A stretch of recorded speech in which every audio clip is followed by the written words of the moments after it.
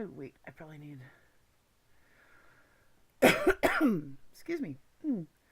Hey, this is Julie. I am answering a question. This is another one of my quickies. I'm sorry if there's coughing at the beginning. I'm never sure quite when it starts, and I don't know how to edit visuals yet. I'm videos. So, let's take this as a sample. The question is from Bob on YouTube. Hi, Bob. When you pan a mono track, how does that work? It's mono, right? The same signal goes to both the left and right speakers, especially after you export it to MP3, or is your final mix stereo somehow? Okay, first off, yes, final mix is always stereo, and MP3s can be stereo. That's all in how you export them.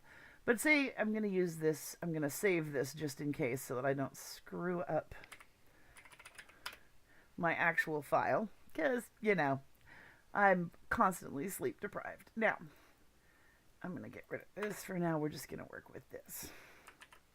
I got two voices. Now, and this is in Audacity. I don't know other programs, but here, I like Audacity for its simplicity, so I'm going to explain it here. This is your pan thing. Whoops. This is your pan thing. So I can put it to the left or to the right. And I can put this one to the left or to the right. Now, so you never go 100%. And the reason for that is because that makes it only in the left ear, which is, unless you're simulating something really weird, like the listener is only going to hear it in a one-ear headphone, or it's a voice in your head but only in the left side of your head.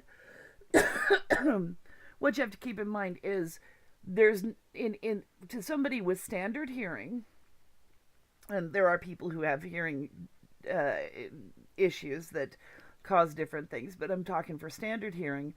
You would never hear things in only one ear because sound travels around your head. I mean, even if you reach, even if something happened way off to the right, the sound is still going to hit your left ear as well. So basically, you never go 100%. You can go 90%, but you can't go 100%.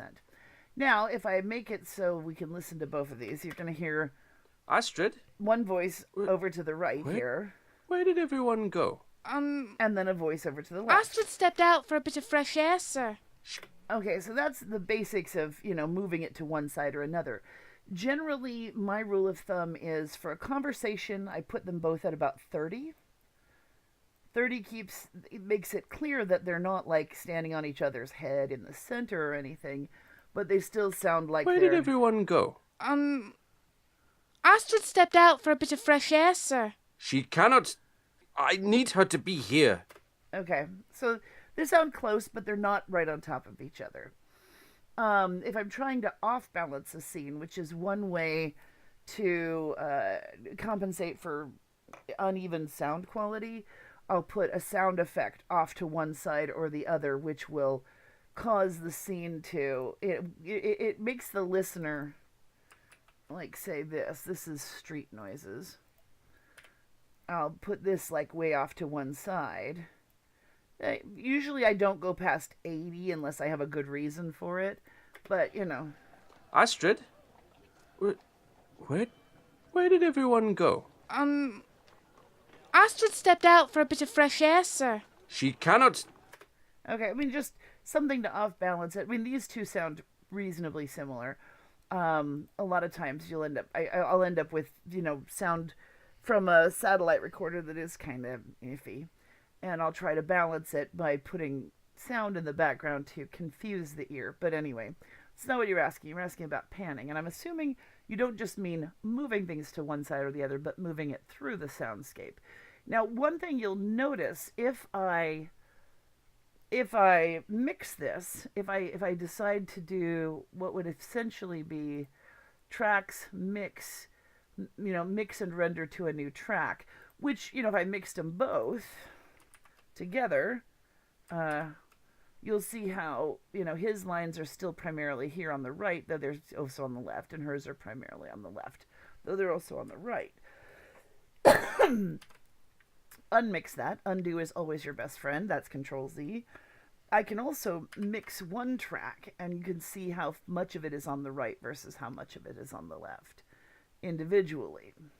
And I'll sometimes do that, particularly if I'm moving a track from one room to another, from one file to another, because if you copy and paste it, this will not come along. You have to move it at its destination.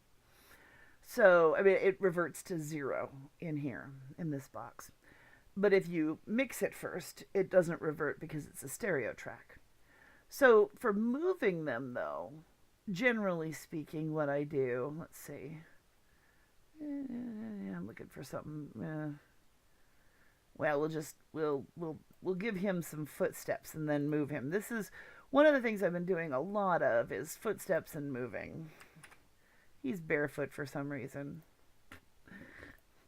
So, put some footsteps in here and mix that with him. And when I mix sound effects in with a voice, I make them mono, because I find I hear too much artifacts if I try to move a stereo track through the soundscape. I much prefer having a mono track moving, because you've got a thing. It's going to become a stereo sound, but it's a mono track. So, okay, so what I do is I'll mix these, and they only mix to a mono track because they were both centered. It isn't off center at all. And I can make it sound like he's moving through the scene. For instance, if I wanted him to walk from here to here, I'll make one track one side, one track the other side. I delete that part because he's moving away from this track, so by this time he's entirely in this track. And then I'm going to fade it out. And I know there are programs that have way more sophisticated ways of moving sound through a field or anything, but I like this. I have complete control over it. It doesn't go away. It doesn't, it makes it so I can move it in stages throughout. It's very primitive, but it works. So if you listen now.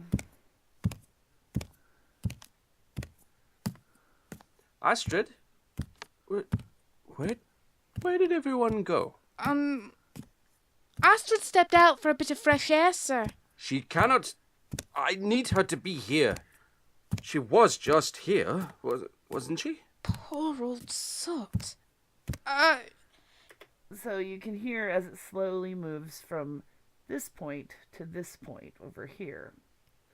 And, and this can be used for any number of movements. The faster they move, for instance, if I decide it's only this part that's moving,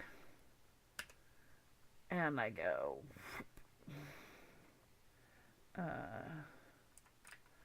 fade out that, fade in, no, fade in this, and then we listen to this. Stepped out for a bit of fresh air, sir. She cannot... I need her to be here. She was just here, wasn't she? Poor old sot. You can hear the footsteps move through your frame of headphones. Sorry, still recovering from a cold. And then when you mix it, when you mix tracks, this will come out a stereo track, and you'll see how it fades out of here and fades in over here. And then it stays over here primarily. This is just the other ear hearing it. And when you output it then, unless for some reason you're specifically outputting, I don't like the way they set this up now. It used to be import chains, page setup, print, save other, export. There used to be an export function over here, and I just never get used to it. Unless you go in here and decide for some reason to force export to mono, it will export whatever you have, which will be stereo in this case, and it will, put it out. Force export to mono I would almost never use, but So that way, you end up with a stereo MP3. And I hope that has answered the question. It should give you a good idea of what's going on with this, and I'm trying to keep it short and sweet and on topic. So, and apologies for the coughing. Anyway, keep it posted. Where's the stop recording?